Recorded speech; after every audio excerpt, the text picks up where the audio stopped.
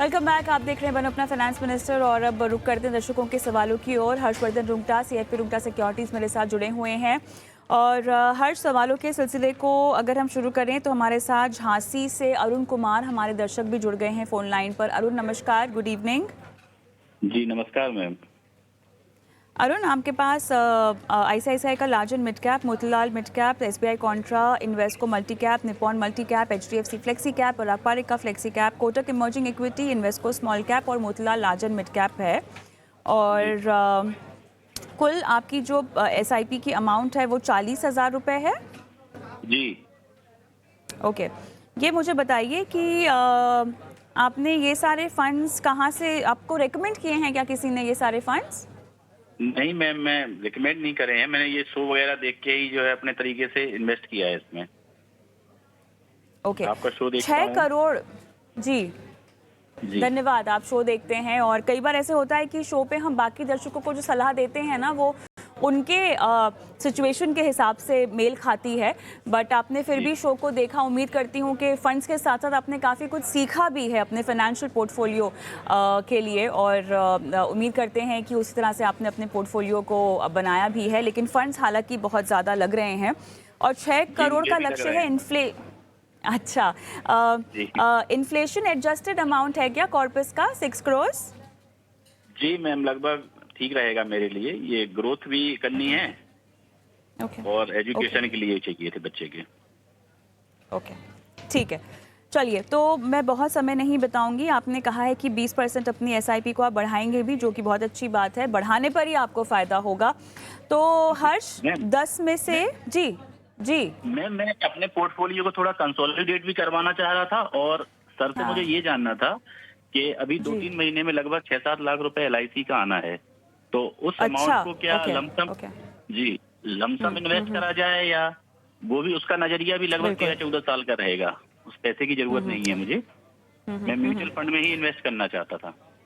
ठीक है, तो क्या किसी बिल्कुल एक फंड बताएंगे में आपको डालूं क्या या? करना चाहिए। जी जी जी, चलिए बताते हैं आपको कि वो 6-7 लाख का भी अगर आपको निवेश करना हो तो किश्तों में आपको कैसे निवेश करना चाहिए। हर्ष, तो सबसे पहले तो फंड्स कम कर दीजिए इनके पोर्टफोलियो में से।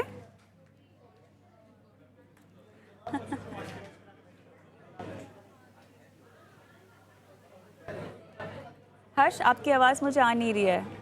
हर्ष, आप शायद म्यूट पर हैं। हर्ष।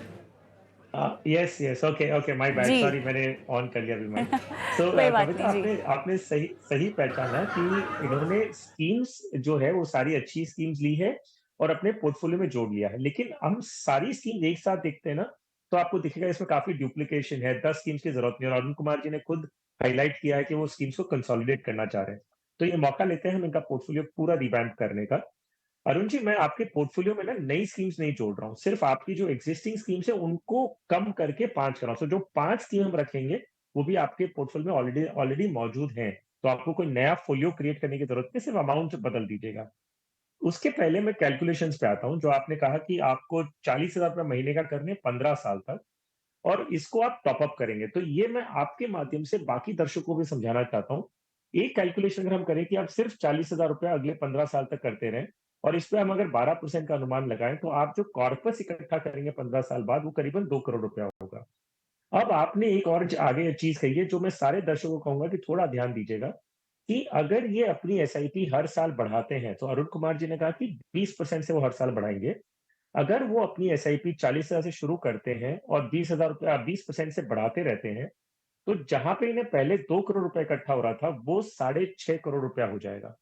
तो यस, तो अच्छी बात यह है कि अगर आप अपना लक्ष्य 6 करोड़ का रख रहे हैं, तो वो अगर एसआईपी स्टेप अप करते रहेंगे, तो आपका लक्ष्य पूरा हो जाएगा। अभी आपके पोर्टफोलियो पे आते हैं। मैं 5 स्कीम शॉर्टलिस्ट कर रहा हूँ और इन पांचों स्कीम में जहां पे आप अभी 4,000 कर रहे हैं, उसी जगह आप 8,000 करेंगे। ICICI large and mid cap, SBI Contra fund, Parag Parekh flexi cap, Kotak emerging equity और इन्वेस्को स्मॉल कैप। इन 5 स्कीम को रिटेन करिए, इनमें एसआईपी डबल कर दीजिए और जो बाकी की स्कीम्स है उनमें से निकल जाइए, रिडीम कर लीजिए और इन्हीं 5 में आप फिर से इन्वेस्ट कर दीजिए। अब दूसरा सवाल जो आपका था कि जो लमसम आपको 6-7 लाख रुपए आने वाले हैं, तो आप एक ऑप्शन आपके पास है कि क्योंकि आप एसआईपी के जरिए 15 साल ऑलरेडी एवरेज करने वाले हैं, तो क्यों ना ये 6-7 लाख रुपए का एक रिस्क लें और लमसम के रूप में आप डिवाइड करके इन्हीं 5 स्कीम में लमसम के रूप में इन्वेस्ट कर दें। ताकि एक लमसम भी आपका इन्वेस्ट हो गया और एवरेज आउट अगले 15 साल तक होते रहना है। तो लमसम और रूपी कॉस्ट एवरेजिंग दोनों का आप मिक्सचर ले पाएँगे। अगर आपको ये रिस्क बहुत ज़्यादा लगता है, तो इसे एसटीपी के ज़रिए इन्हीं 5 स्कीम में 1 या 2 साल के ऊपर आ जाइएगा।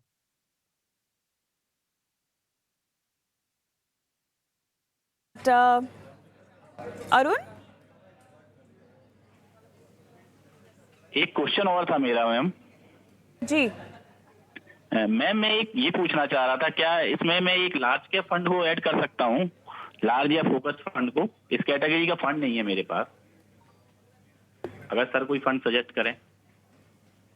हर्ष, क्या ज़रूरत है? बिकॉज़ ऑलरेडी थोड़ा-सा लार्ज कैप एक्सपोज़र बाकी फंड्स के ज़रिए इनको मिल रहा है, तो एक कोई पैसिव फंड, इंडेक्स फंड क्या डाल सकते हैं? सी वेल एक्चुअली ना आप अगर जो पराग पारित फ्लेक्सी कैप और इनका ICICI large and mid cap का पोर्टफोलियो देखेंगे ना, तो उसमें लार्ज कैप का एक्सपोजर इनके पास डिसेंट अमाउंट से है।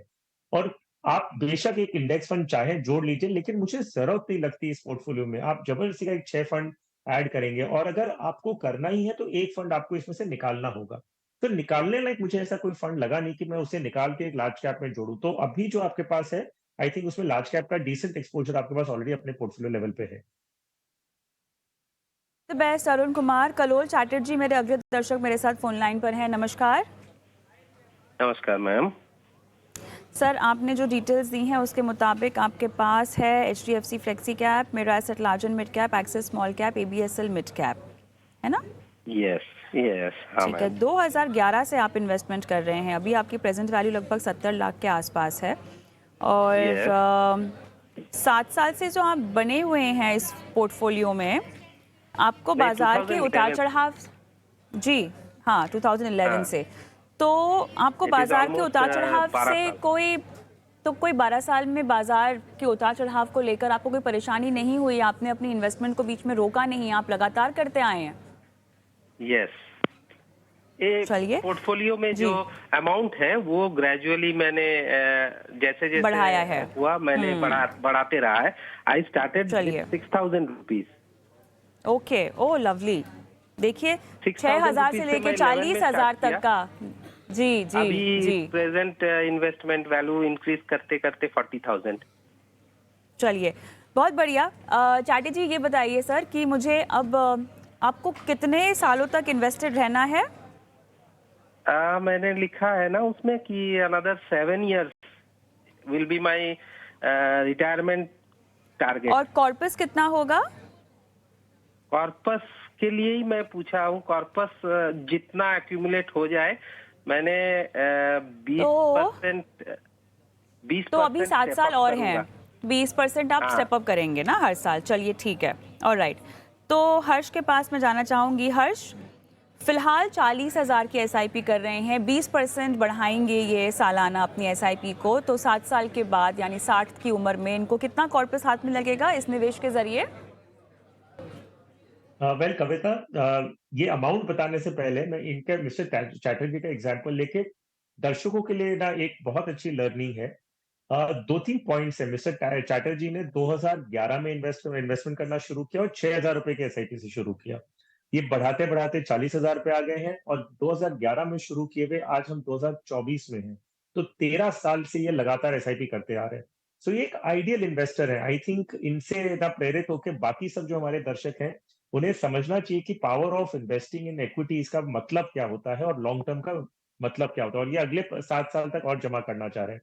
इसका फल इन्हें देखिए, इनके 70 लाख रुपए ऑलरेडी इकट्ठा हो चुके हैं, और ये अपने रिटायरमेंट के लिए 7 साल और निवेश करना चाहते हैं और 20% स्टेप अप कर रहे हैं। आई थिंक एक आइडियल एग्जाम्पल है, बाकी सब दर्शकों को अगर समझना है तो। वेल इनका कैलकुलेशन बता दूं, क्योंकि वो एक इंपॉर्टेंट फैक्टर है।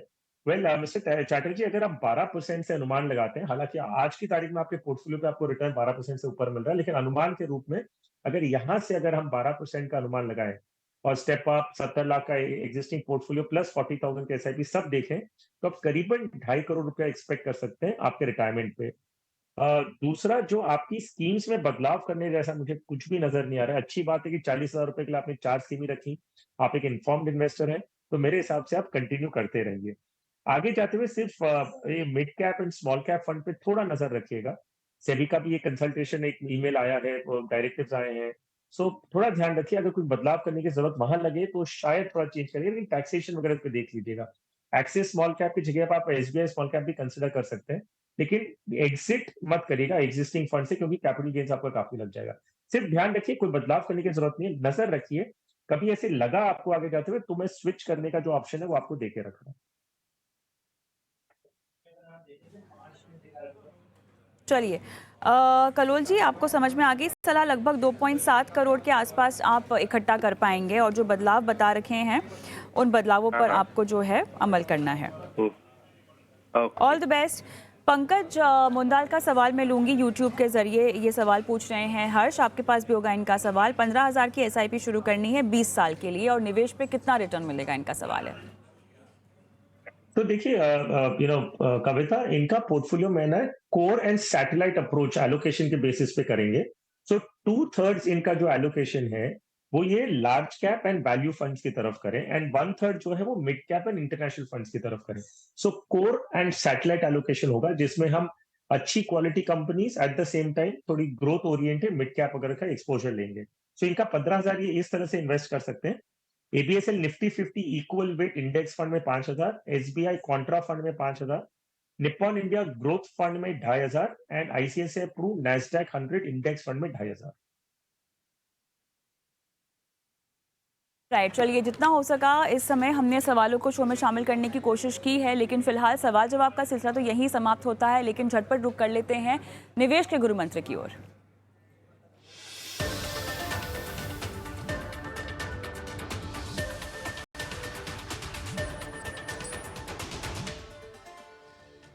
हर्ष, बताइए आज आपका निवेश का गुरु मंत्र क्या है? वैसे तो शो की शुरुआत में ही आप गुरु मंत्र दे रहे हैं, ट्रैवल फंड बनाने को लेके गुरु मंत्र दिया है। अब बताइए निवेश की जर्नी को आगे बढ़ाने के लिए क्या क्या नुस्खे हैं और दर्शकों के लिए?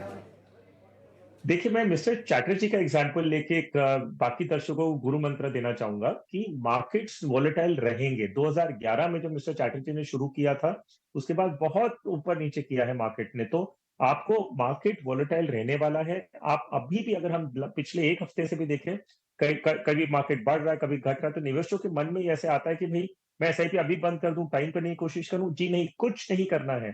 आप एसआईपी कर रहे हैं क्योंकि मार्केट आप वोलेटाइल रहने वाला है और आपको मार्केट के हर लेवल में इन्वेस्ट करना है। तो मार्केट की वोलेटिलिटी देखते हुए आप घबराना नहीं है, अपनी एसआईपी डिसिप्लिन मैनर में कंटिन्यू करिए इररिस्पेक्टिव ऑफ मार्केट कंडीशन, और वही एसआईपी का पर्पस है।